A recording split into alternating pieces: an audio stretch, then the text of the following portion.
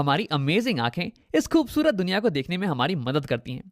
लेकिन आओ आज देखते हैं कि हमारी आंखें कैसे दिखती हैं अंदर से। उसके पार्ट्स क्या क्या हैं और उनके फंक्शंस क्या क्या हैं। तो अगर मैं इस चेहरे को छुपा दूं तो तुम्हें आंख कुछ ऐसी दिखने वाली है, एक बॉल के शेप में, और इसे हम बुलाते हैं आई बॉल। अब अगर इसे मैं साइड से देखूं तो मुझे कुछ ऐसा दिखने वाला है आंख।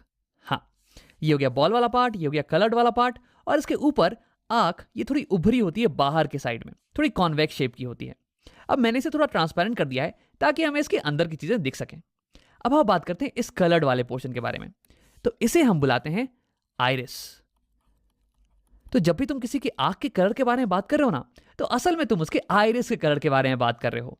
अब अलग अलग लोगों की आइरिस की कलर अलग अलग होती है। अब ऐसा क्यों होता है यार?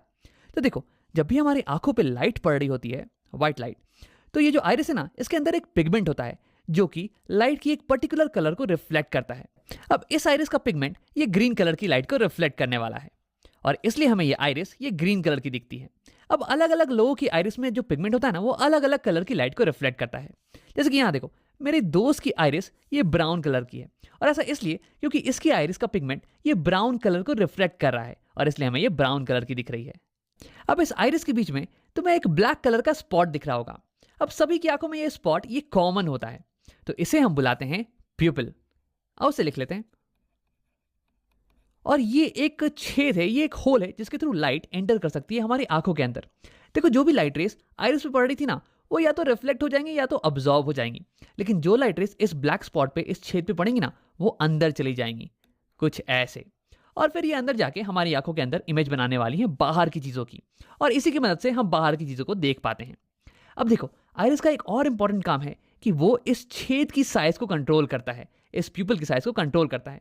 देखो, जब बाहर दिन का टाइम हो रहा हो, दोपहर का टाइम मान लो, तो बहुत रोशनी होने वाली है, तो उस टाइम बहुत ही लाइट रेस तुम्हारी आंखों के ऊपर पड़ने वाले हैं। अब अगर बहुत सारी लाइट रेस तुम्हारी आंखों के अंदर एंटर कर गए, तो वो आंखों के सेल्स को बर्न कर सकते हैं, उन्हें डैमेज पहुंचा सकते हैं।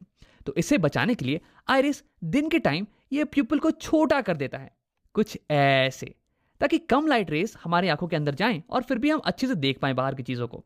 लेकिन शाम के समय जब बाहर की रोशनी बहुत ही कम हो, तब तो हमें ज्यादा रोशनी चाहिए होती है बाहर की चीजों को देखने के लिए।